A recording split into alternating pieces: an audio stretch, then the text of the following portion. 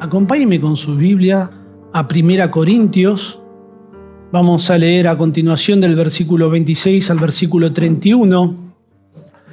No sé si a usted le ha pasado, seguramente sí, que pensamos a veces que sería grandioso, sería fabuloso, espectacular, que Dios salvara a tal o cual persona importante o famosa o conocida o influyente, que sería tan beneficioso si Dios salvara a otros en lugar de a quienes salvó.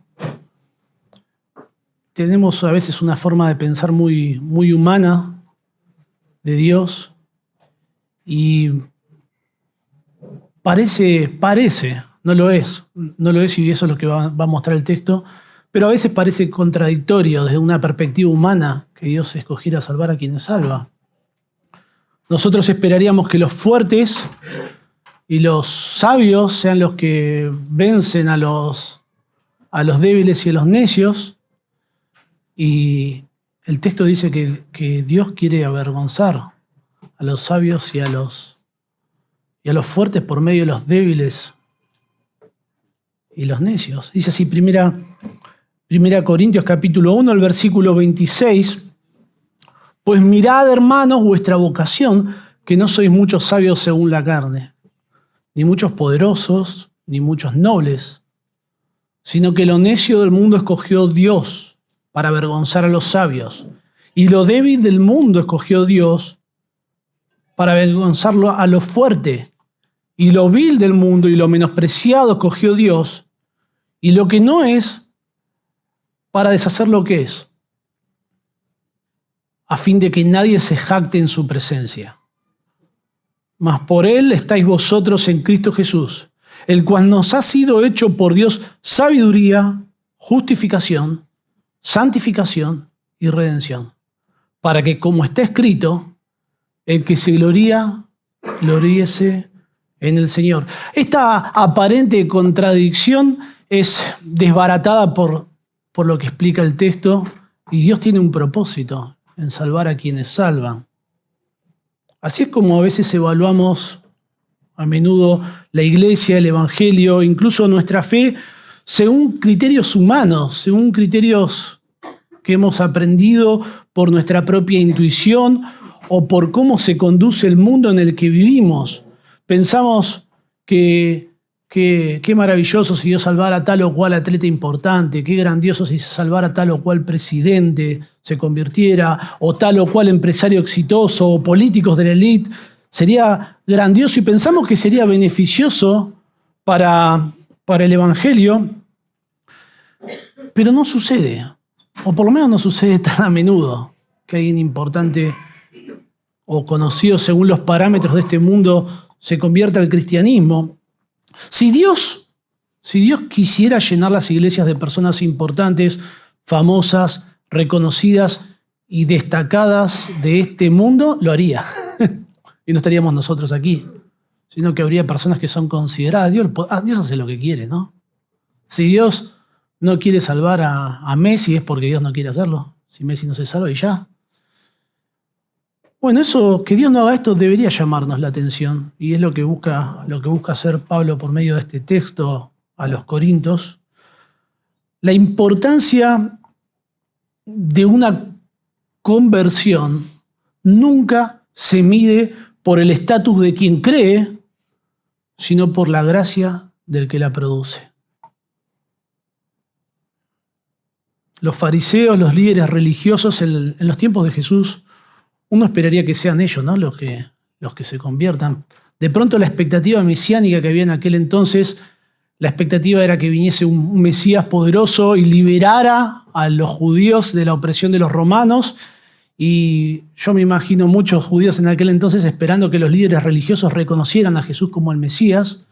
Y sucede todo lo contrario. Los fariseos querían ver cómo atraparlo, cómo matarlo. No lo reconocían para nada. Y Jesús enseña la parábola de las fiestas de bodas. No la vamos a leer, está en Mateo capítulo 22. Pero quienes son invitados a las bodas del Hijo del Rey en esa parábola son aquellos que se esperaría, ¿no? Que respondieran De pronto podemos pensar en los fariseos, los líderes religiosos de aquel entonces, y ninguno fue, todos estaban ocupados, todos tenían diferentes negocios a quien atender. Entonces el rey observa que las bodas ya están preparadas y les dice a sus siervos: vayan, inviten a las personas por los caminos, los que encuentren en la calle, y traigan a cuantos hallen. Y se llenaron las bodas. Y el texto dice que se hallaron conjuntamente dentro de las bodas malos y buenos.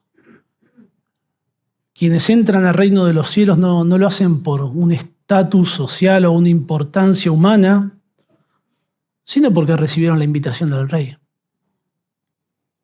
y respondieron a ese llamado, dejando de lado sus propias cuestiones, sus propias agendas, sus propios méritos. Dios no se fija cuál es nuestro rango social, académico o económico. Vivimos en un mundo que se evalúa una persona, el valor de una persona por lo que tiene. Bueno, Dios no toma eso en cuenta, sino que Dios nos salva de pura gracia. Pero estamos tan influenciados por nuestra cultura que a veces tendemos a hacer observaciones totalmente imprecisas, que no son bíblicas, que no es de acuerdo a lo que Dios revela en su palabra. Y esto no era ajeno a los corintios. Los corintios estaban influenciados por su cultura.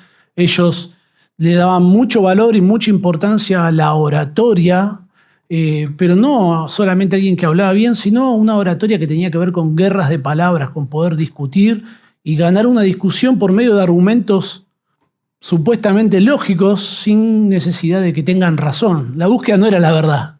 La búsqueda era ganar la discusión. Y bueno, imagínense en aquel momento que no había televisión, no había Netflix, no había celulares.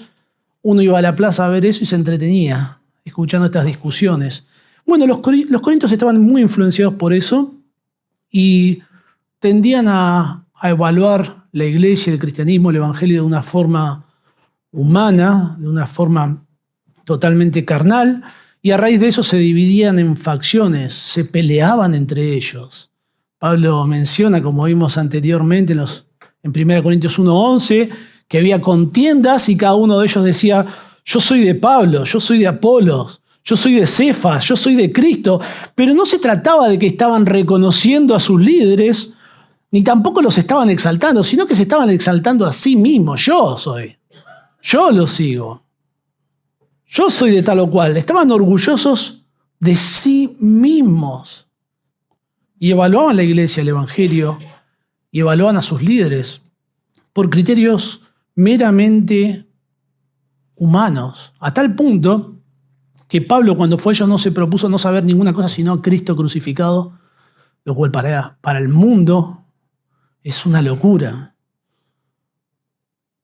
Pablo les responde que el mensaje de la cruz no encaja con las expectativas humanas, porque para el mundo es una locura, pero para los que nos salvamos es poder de Dios. Y en 1 Corintios capítulo 1, del versículo 26 al 31, que es el pasaje que vamos a estudiar hoy, nos muestra que Dios escoge a quienes el mundo consideraría los menos indicados. No escoge a los sabios, ni a los fuertes, ni a los poderosos, ni a los nobles según los criterios de este mundo. Comienza el texto en el versículo 1 diciendo: mirad vuestra vocación. La palabra vocación es la forma sustantiva de un verbo griego, que es el verbo kaleo, que significa llamar. Miren su llamado. Dios llama a todos a que vengan a Él. Dios llama, el mensaje del evangelio es proclamado a todas las criaturas, pero no todos los seres humanos experimentan el llamado interno de Dios al corazón. En los creyentes este llamado obra en nosotros cuando el evangelio ilumina nuestra mente, quebranta nuestro corazón y dirige nuestra voluntad hacia Dios. Jesús resume esta verdad cuando dice que muchos son los llamados, pero pocos los escogidos. Pablo nos invita a que contemplemos nuestra condición al momento de nuestra conversión, nuestras carencias, nuestras debilidades, nuestra falta de méritos a los ojos de este mundo. Y esto nos recuerda y nos señala y apunta a que la salvación es una obra deliberada de Dios. Que Dios no se vio movido por algo que Él vio en nosotros o que Él previó en nosotros. Nuestra salvación no es fruto de nuestro estatus, de nuestros logros, de nuestro esfuerzo, sino que Dios nos salvó porque Él quiso. Y lo hizo de una forma curiosa, intencional. Hoy veremos cómo Dios escoge según su gracia y no según los criterios humanos, y cómo esto nos humilla y nos enseña a depender completamente de Dios. Observar a quienes Dios escoge demuestra que Dios no actúa según criterios humanos. ¿Y cómo demuestra Dios que no actúa según los criterios humanos? En primer lugar, porque Dios escoge lo que el mundo desprecia, y vamos a ver cuál es el objeto de la elección de Dios. Dice, pues, mirad, hermanos, vuestra vocación, que no sois muchos sabios según la carne, ni muchos poderosos, ni muchos nobles, sino que lo necio del mundo escogió Dios para avergonzar a los sabios, y lo débil del mundo escogió Dios para avergonzar a lo fuerte, y lo vil del mundo y lo menospreciado escogió Dios, y lo que no es para deshacer lo que es. Los creyentes debemos reconocer que Dios no nos escoge, Dios no escoge lo que el mundo valora. Basta con mirarnos a nosotros mismos para comprobar que esto es así. Las Escrituras enseñan que la mayoría de las veces Dios escoge lo que el mundo desprecia. Lo que para el mundo es valioso, para Dios no lo es. Y lo que para Dios tiene valor, el mundo lo desprecia. Lo ve como insignificante. Pablo demuestra cómo la elección de Dios contrasta contra lo que podríamos llamar el criterio humano de lo que es valioso y lo que no lo es. Lo que el mundo valora no es criterio de la elección de Dios. Dice Pablo, escribe, no sois muchos, así que no significa que sean todos lo débil del mundo y lo menospreciado del mundo. Ciertamente entre los creyentes hay personas que Dios salva, que son talentosas o exitosas bajo los criterios de este mundo. Crispo, por ejemplo, fue principal de la sinagoga, fue un hombre religiosamente influyente en su momento. Gallo contaba con recursos para hospedar personas. Erasto, se menciona en Romanos capítulo 16, Pablo escribió Romanos cuando estuvo 3 meses en Corintio, y lo describe a Erasto como un tesorero de la ciudad. Imagínense, alguien importante. Estéfanas está involucrado en el ministerio de la iglesia y gozaba de cierto respeto. Pablo llama a que se lo trate de esa forma. Dios salva en ocasiones a personas poderosas, pero la mayoría de las personas que Dios salva somos personas insignificantes. Por lo menos insignificantes bajo los estándares de este mundo. La mayoría de nosotros no damos charlas TED, ni conferencias, ni salimos en ningún programa de televisión explicando la realidad de este mundo y la situación política, ni nada por el estilo, sino que somos personas comunes y corrientes. No eran sabios según la carne, ni poderosos, ni nobles. La expresión según la carne modifica las 3 descripciones que se hacen a continuación y es una referencia a nuestra existencia en este mundo, cómo somos vistos según la carne, cómo somos vistos en este mundo. No somos vistos ni como sabios, ni como poderosos, ni como nobles. Los sabios según la carne en aquel entonces eran los filósofos, los intelectuales, los maestros retóricos, aquellos que gozaban de una alta posición social y tenían habilidades para impresionar a otros por medio de sus palabras. Dice que no son muchos poderosos los creyentes, personas importantes, influyentes, pertenecientes al poder político, militar, o el famoso círculo rojo, el poder económico. Ni muchos nobles. La palabra nobles hace una referencia a personas que tienen apellido importante, que vienen de familias prestigiosas, aquellos que nacen de cuna de oro.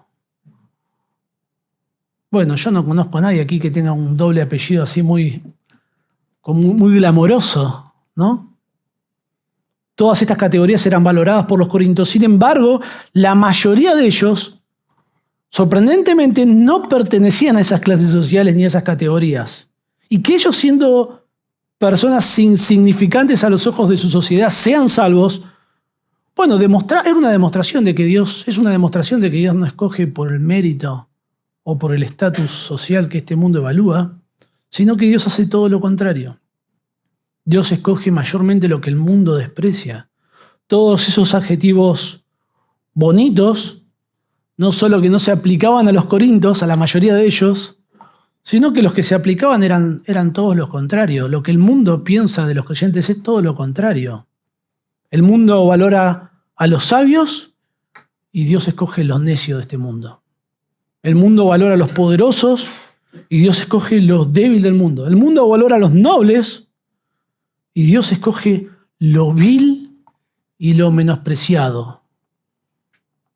Menospreciado, esta palabra está en tiempo perfecto. Eso indica que lo que fue menospreciado no es que se convierte, ahora ya no es más menospreciado a los ojos del mundo, sino que va a seguir siendo menospreciado siempre. Continuaremos siendo tenidos como nada, como personas sin valor o como locos. Los corintios estaban orgullosos de sí mismos, se consideraban que eran algo que en realidad no eran. Y Pablo les aplica estos adjetivos a ellos, lo cual no debió ser muy gratificante. Por lo menos yo no quisiera que me apliquen estos adjetivos a mí, pero aplican. Y el objetivo de Pablo no es humillarlos por medio de esto, sino demostrarles de una forma muy empírica que Dios no consideró los criterios que ellos estaban considerando para salvarlos. Dios no considera el éxito personal, sino que Dios hace todo lo contrario, ya que en su mayoría escoge lo que el mundo desprecia. La elección de Dios es un tema muy importante a lo largo de las Escrituras y comprenderlo quebranta nuestro orgullo y nos mueve a la adoración de Dios, a la exaltación de Dios.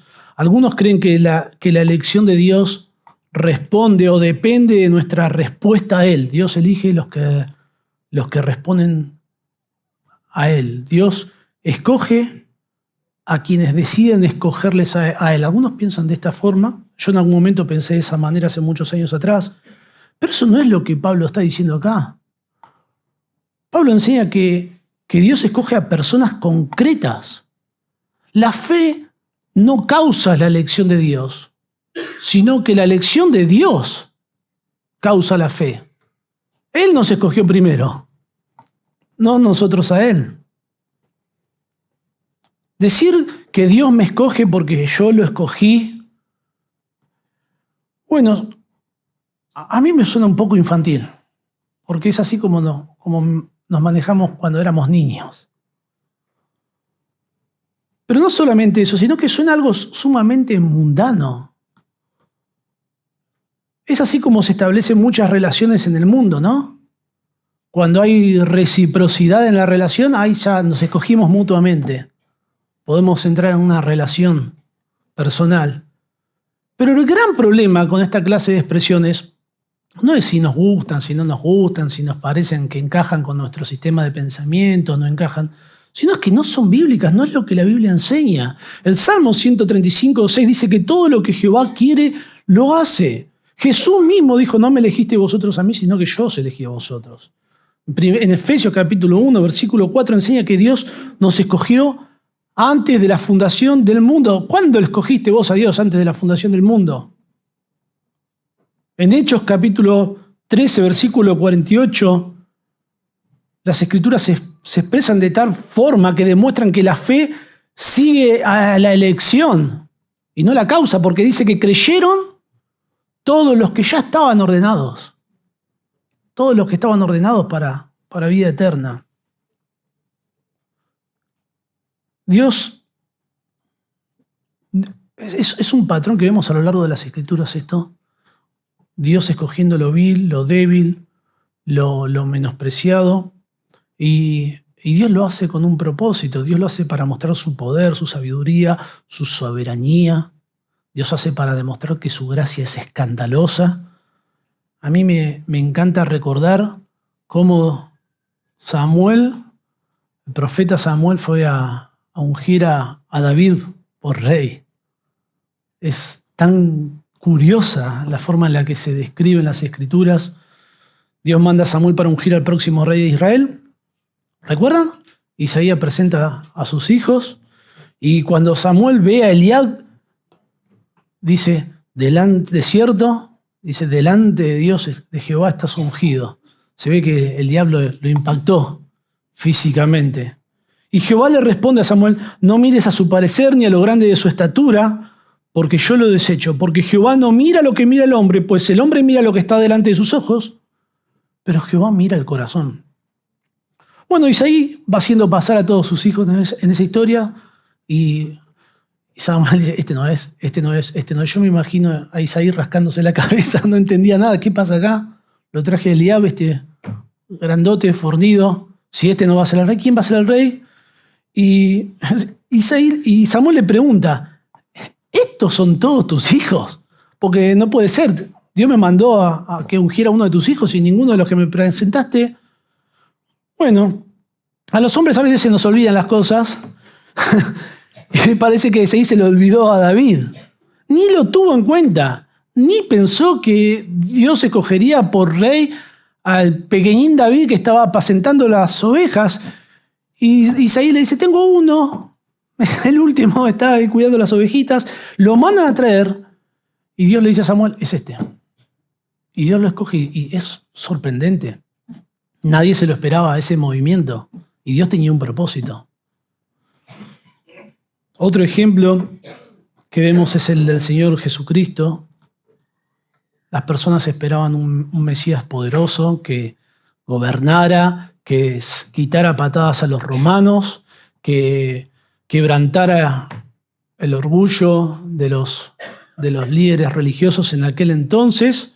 Y en el sermón más famoso del Señor Jesucristo, comienza en el versículo 3 diciendo, bienaventurados los pobres en espíritu. Uno esperaría a los poderosos, no los pobres, pero aquellos que están quebrantados, aquellos que son como mendigos espiritualmente hablando, ellos son bienaventurados, dice, porque de ellos es el reino de Dios. Basta con mirar a los discípulos. Jamás hubiésemos escogido nosotros por nuestros criterios humanos a los discípulos que escogió el Señor Jesucristo. Pedro, un pescador temperamental, negó al Señor 3 veces. Yo como que ya con eso ya está. Si sé que va a hacer eso, ni lo escojo, ni loco. No. Santiago y Juan. Jesús les pone un apodo, los hijos del trueno. Ambiciosos. Discutían todo el tiempo quién iba a ser el más importante, quién iba a ser el primero. Nosotros dos sentémonos el uno a tu derecha y el otro a la izquierda. Se ve que entre hermanos ya tenían todo bien programado. Mateo, un recaudador de impuestos, era un traidor porque siendo judío, él colaboraba para los romanos, cobrándole impuestos a sus propios hermanos. Imagínense que los judíos odiaban a los romanos. Imagínense uno de nuestros propios estando ayudando a los romanos y persiguiéndonos para cobrarnos los impuestos. Imagínense. A nosotros nos persiguen para pagar impuestos y no le vemos la cara. Bueno, ahí vi una cara, era Mateo el que iba. Totalmente aborrecible. Y lo escogió el Señor. Simón el Celote era miembro de un grupo radical político. Probablemente pensaríamos en alguien en un estilo antisistema, no porque estaba en contra del gobierno de Roma, pero era un grupo violento, estaban dispuestos a hacer ejercicio y hacían ejercicio de la violencia. Algunos textos históricos los consideran como sicarios. Y el Señor llama a Simón el Celote. Dios escoge lo que el mundo desprecia y lo hace de una forma que pareciera que contradice nuestra intuición, ¿no? Dios avergüenza a los sabios y a los fuertes. Y escoge a los necios, los débiles, los vil, lo menospreciado de este mundo. Dios dice que por medio de lo que no es, esa expresión significa los que no son nada, deshace a lo que es, o los que piensan que son algo, o lo que es algo bajo los criterios de este mundo. Y cómo Dios ¿Cómo es que Dios avergüenza y deshace lo que el mundo considera fuerte o sabio? Bueno, principalmente porque en nuestra concepción natural, en nuestra percepción, nosotros logramos las cosas porque las merecemos, así es como pensamos, ¿no? Y Dios no utiliza ese parámetro a la hora de salvarnos. No busca un estatus, mérito o reputación. Y eso avergüenza a los que piensan que tienen algún valor, piensan que se merecen de alguna forma estar ante Dios y Dios no ve nada valioso. Y escoge a los que son despreciados. Esto rompe el orgullo. Nadie puede, dentro de la iglesia de Cristo, debería jactarse de tener alguna posición o sabiduría. Dios de esta forma invierte las expectativas porque lo que el mundo considera poca cosa, Dios lo usa para su gloria, como un instrumento. Bajo los estándares, por ejemplo, algunos ejemplos que pensaba, bajo los estándares de este mundo, y esto es algo que suele suceder en el mundo cristiano, lamentablemente, que las personas que lideran una iglesia de pronto son personas exitosas bajo los criterios de este mundo, empresarios, dueños de empresa, abogados. Y bueno, eso no es lo que pide las Escrituras, sino que Dios coloca hombres fieles que procuran ser fieles a Dios y que procuran ser fieles a la palabra.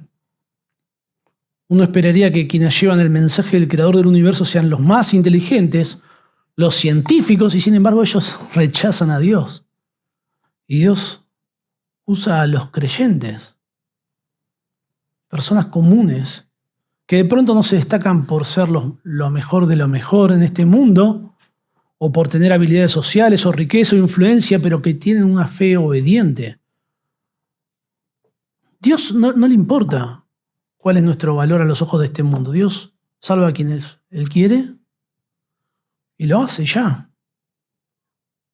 La gracia de Dios, en lugar de capacitar y usar a los más fuertes y los más poderosos, lo hace en nuestra debilidad. Pablo dice, bástate mi gracia porque mi poder se perfecciona en la debilidad. Si más gracia queremos recibir de parte de Dios para que Dios nos use, bueno, más debemos reconocer nuestra debilidad. Observar a quienes Dios escoge demuestra que Dios no actúa según nuestros criterios humanos. Dios escoge lo que el mundo desecha y lo hace con un propósito. Porque en segundo lugar vemos que Dios escoge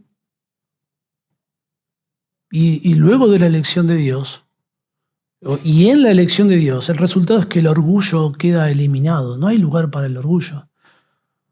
El versículo 29 detalla este propósito. ¿Con qué fin Dios escoge a estas personas? A fin de que nadie se jacte en su presencia. Dios ha diseñado su elección de tal manera que nadie pueda llenarse de orgullo o tener un poquito de orgullo ante la presencia de Dios. Ni la sabiduría, ni la fuerza, ni los méritos cuentan delante de Él. Nadie en toda la historia de la humanidad podrá sostener su orgullo delante del Creador. Absolutamente nadie. Esta realidad contrasta con el criterio humano de que si alguien tiene valor, de que si alguien tiene méritos, de que si alguien logra algo en la vida, bueno, esa persona debe ser honrada. Bueno, nadie va a poder venir de esa forma, con ese orgullo delante de Dios. La elección de Dios tiene un propósito evidente. El texto dice, a fin de que nadie se jacte en su presencia. Pablo repite durante este texto en varias ocasiones la idea de propósito con la frase ¿para qué? Nos dice que escogió lo necio para avergonzar a los sabios, escogió lo débil para avergonzar a lo fuerte y escogió lo que no es para deshacer lo que es. Pablo usa en estas tres expresiones una misma palabra para indicar propósito, pero luego en el versículo 29 cambia de palabra en el original, que es la palabra que se traduce en nuestras Biblias, a fin de que, y lo hace con un propósito, con un criterio. Ambas palabras funcionan de la misma manera, ambas palabras indican propósito, pero los eruditos coinciden en que no es solamente un recurso estilístico en el sentido de, usar una palabra diferente, sino queda medio aburrido, medio difícil de oír y de leer, sino que lo que coinciden es que avergonzar a los sabios, a lo fuerte y deshacer lo que es, son propósitos intermedios y que todos estos propósitos intermedios colaboran para llegar al clímax de los propósitos en este pasaje, que es para que nadie se jacte en su presencia. Todos esos propósitos intermedios colaboran con este propósito en este texto, que nadie se jacte. Es uno de los propósitos principales en nuestro pasaje. Por eso el texto en nuestras Biblias en castellano lo traduce a fin de que. Todos estos propósitos son a fin de que nadie se jacte en su presencia. Cuando Pablo dice nadie, en el original Pablo está usando un hebraísmo que literalmente sería para que toda carne no se jacte en su presencia. Es una palabra muy hebrea, muy del mundo hebreo. Pablo probablemente está pensando en hebreo y luego está escribiendo en griego, pero es una expresión que tiene un propósito, porque no es que solamente nadie en Corinto o en la iglesia de Corinto se jacte en su presencia, sino ningún ser humano. Toda carne, jamás, nadie, nunca, en toda la historia de la humanidad y bajo ninguna condición, una persona va a poder presentarse de Dios y sostener su orgullo delante de Él. Hay una palabra que utilizan los teólogos cuando hablan de la elección de Dios y dicen que la elección de Dios es una elección que se llevó a cabo de forma deliberada, la elección deliberada de Dios. Esto significa que la elección de Dios es completamente libre, que no está influenciada por agentes externos, que es una decisión que responde a sus propósitos. Y aquí uno de esos propósitos es que nadie se jacte en su presencia. ¿Y cuál es la jactancia que Dios excluye? Esta palabra jactarse se traduce siempre como gloriarse o jactarse. Su significado es estar orgulloso, enorgullecerse.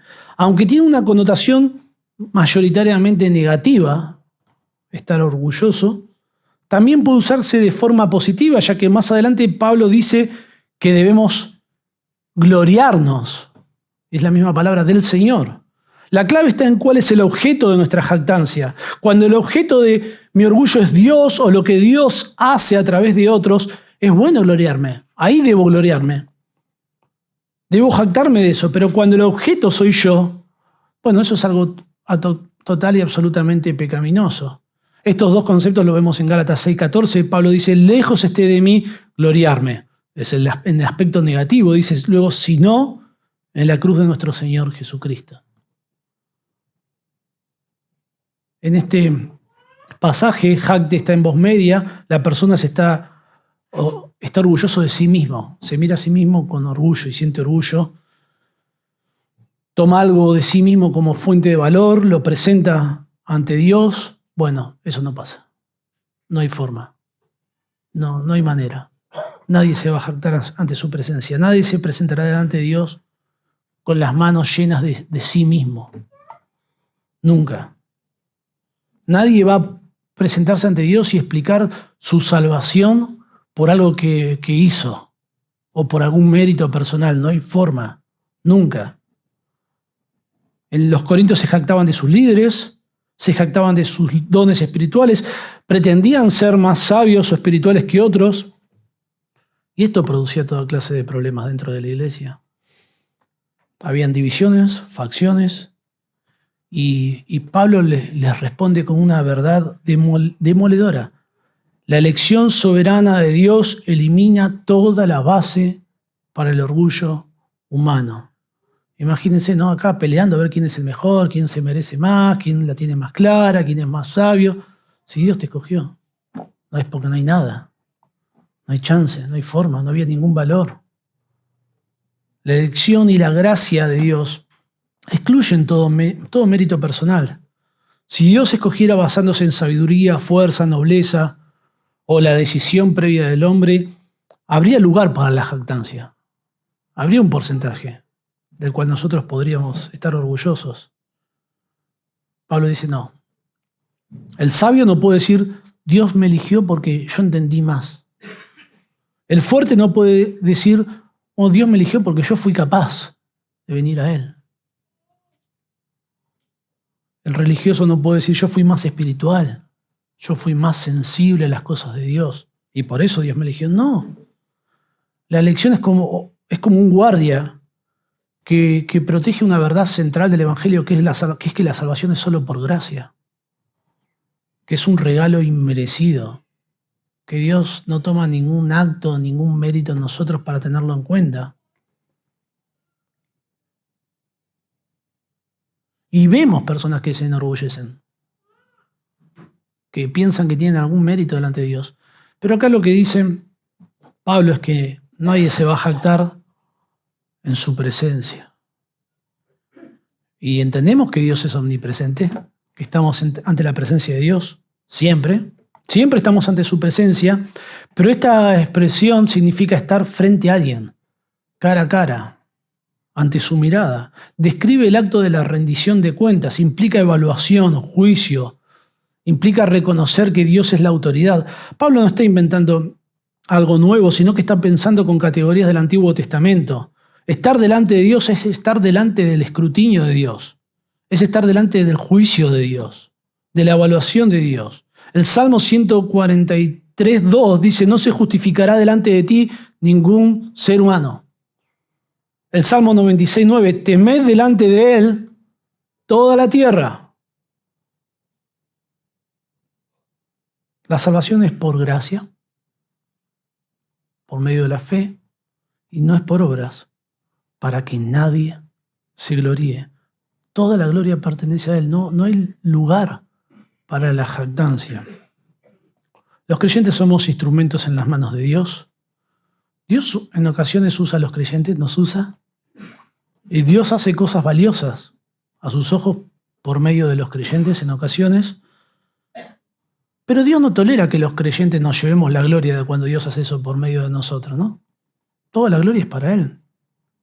En Isaías capítulo 10, versículo 15, Isaías escribe lo siguiente, está hablando sobre Asiria, y le dice lo siguiente, ¿se gloriará el hacha contra el que con ella corta? ¿Se ensoberbecerá la sierra contra el que la mueve?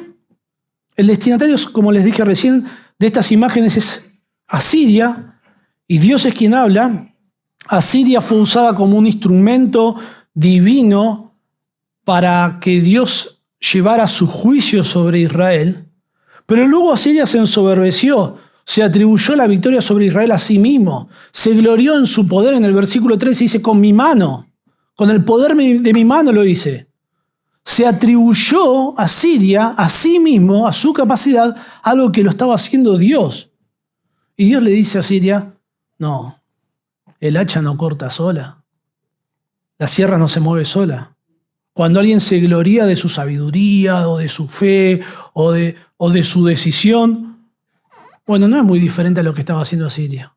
Todas esas respuestas que nosotros hemos dado al Evangelio es porque Dios ha obrado en nuestro corazón. Es a causa de la elección de Dios.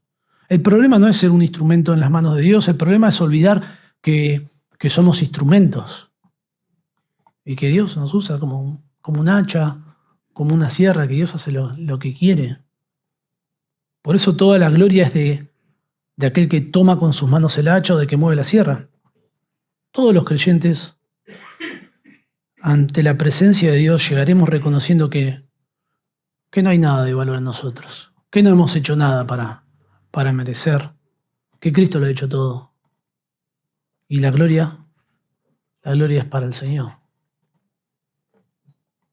Por eso, en último lugar, Dios escoge de tal forma que toda la gloria sea de Cristo, y es el resultado. Me dice, mas por Él estáis vosotros en Cristo Jesús, el cual nos ha sido hecho por Dios sabiduría, justificación, santificación y redención, para que, como está escrito, el que se gloría Gloríese en el Señor. El efecto final de la elección de Dios es que toda la gloria termine en el Señor Jesucristo. Todo lo que somos y obtenemos como cristianos no es por nuestros méritos, sino que es gracias a Cristo. En Cristo encontramos sabiduría, justificación, santificación y redención. Estas palabras que utiliza Pablo aquí subrayan que el origen de la salvación no viene por parte nuestra, sino por parte de Dios. Dice más por Él. El sujeto más cercano a este pronombre es Dios. Dios es el autor de la salvación. La salvación tiene su origen en Dios, no en nosotros, no en nuestras obras, sino que es la obra de Dios llevada a cabo por Cristo. Estar en Cristo es una expresión que aparece muchas veces en las cartas de Pablo y describe nuestra realidad como creyentes, describe nuestra salvación, nuestra condición como salvos. Estar en Cristo significa que estamos unidos a Cristo, de tal forma que todo lo que logra el Señor Jesucristo se cuenta como si lo hubiésemos logrado nosotros. La idea aquí es que es Dios quien nos pone en Cristo. Y es absolutamente diferente y contrario a pensar de que nosotros nos pusimos en Cristo. Y esta distinción hace explícita que la soberanía de Dios en la elección es lo que enseñan las Escrituras y que no una iniciativa humana. Nuestra unión con Cristo no tiene su origen en una decisión autónoma de parte nuestra de venir a Cristo, sino que viene como la iniciativa de Dios, quien nos coloca en Cristo. En palabras de Jonás, la salvación de punta a punta, ¿de quién es? La salvación es del Señor. La Biblia de las Américas esta misma frase la traduce así: mas por obra suya estáis vosotros en Cristo Jesús. Ya hasta ahí queda fuera toda jactancia, ¿no? Hemos recibido dones junto con la salvación. Dice que Cristo se hizo para nosotros sabiduría de Dios. Los creyentes recibimos sabiduría de Dios. Los verdaderos sabios no son los sabios de este mundo, que ven la creación, que ven las evidencias de Dios y no lo pueden reconocer como tal, sino que los verdaderos sabios de este mundo somos nosotros, pero no porque seamos inteligentes, sino que es algo que lo recibimos de parte de Dios. Los cristianos nos hemos hecho sabios por tener a Cristo. El versículo 24 dice que Cristo es sabiduría de Dios. Por eso Dios es glorificado en la sabiduría de los creyentes, porque la sabiduría no tiene su origen en nosotros, no es nuestra, sino que nos la ha dado Dios mismo por medio de su verdad revelada. Justificación, la palabra justificación significa absorber, significa absolver, declarar justo. Es una doctrina fundamental de la salvación. Aborda el tema de cómo un Dios santo, recto y justo puede salvar a pecadores como nosotros. Ser justificado es ser declarados justos. Es una declaración de Dios por la cual nos ha declarado justos a los pecadores creyentes sobre la base del sacrificio de Cristo. Gracias a la justificación, nuestros pecados que testificaban en nuestra contra son eliminados y por lo tanto somos perdonados. Dios no nos hace justos, sino que nos declara justos por la fe. Somos unidos a Cristo, estamos en Cristo. Por lo tanto, todo lo que logra Cristo se tiene a nuestra cuenta. La justicia perfecta de Cristo nos es imputada. Somos considerados justos ante Dios. Somos declarados justos y nuestros pecados son imputados en Cristo. Por eso Él murió por nosotros, en lugar nuestro. Hemos recibido santificación. La santificación es un resultado de la justificación. No es lo mismo que la justificación.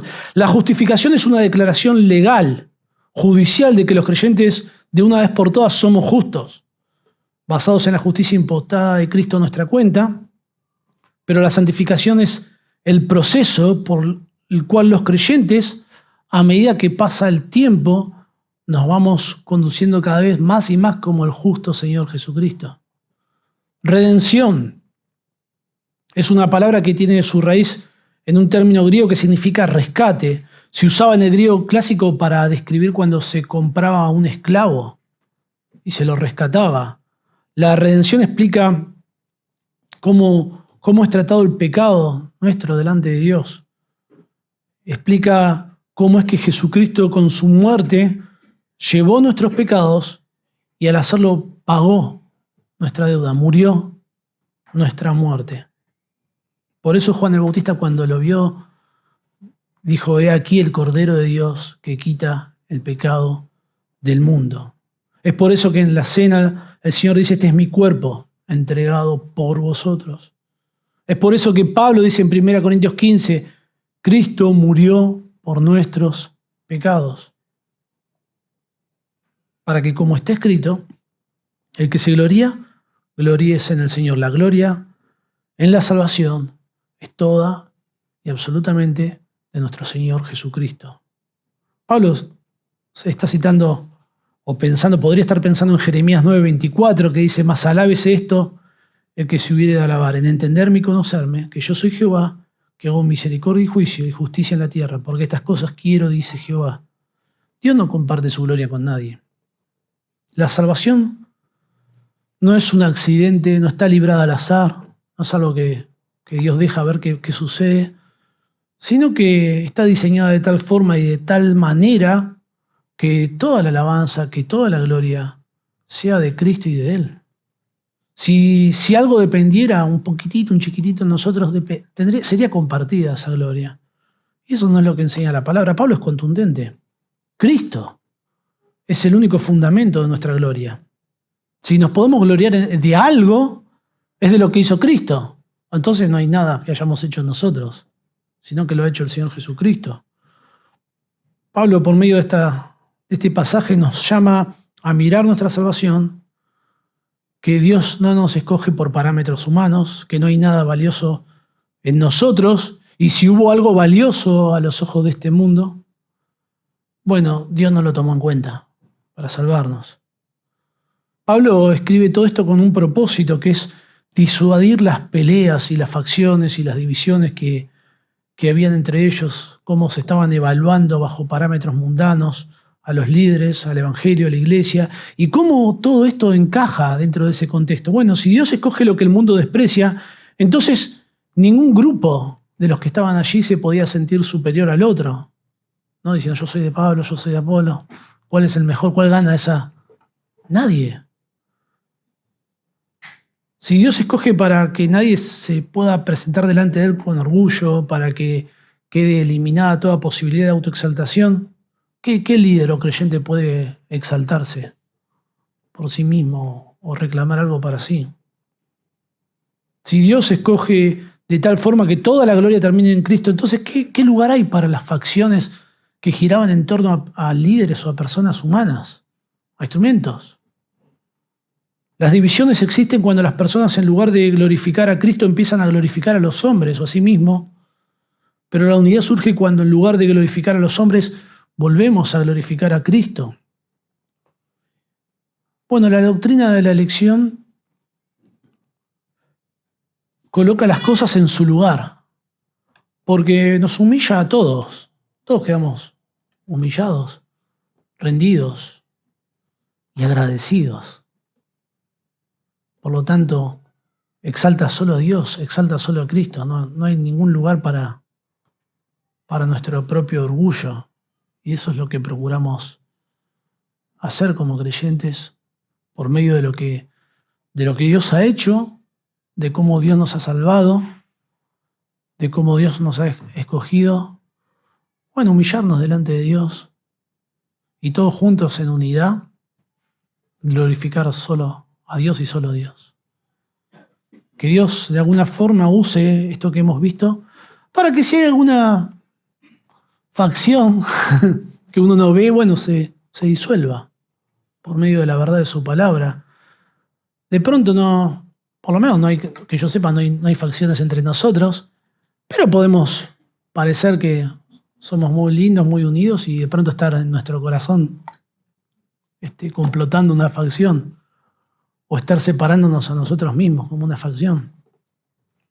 Bueno, que Dios, por medio de su palabra, elimine toda pretensión que podamos tener de valor en nosotros mismos y que juntos podamos humillarnos y glorificar solo a Él.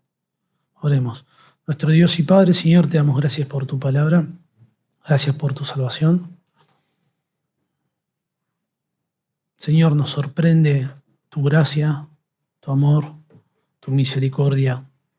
Señor, cómo has obrado en nuestras vidas y en la de nuestros hermanos. Señor, y queremos humillarnos delante de ti, reconocer que tú eres Dios, que tú eres el Salvador, eres el Redentor. Señor, y que como iglesia estas verdades impacten de tal forma, Señor, que tengamos tal unidad que sea un testimonio a este mundo de que somos discípulos tuyos, Padre. Gracias por Cristo. Gracias por tu iglesia. En el nombre del Señor Jesús. Amén.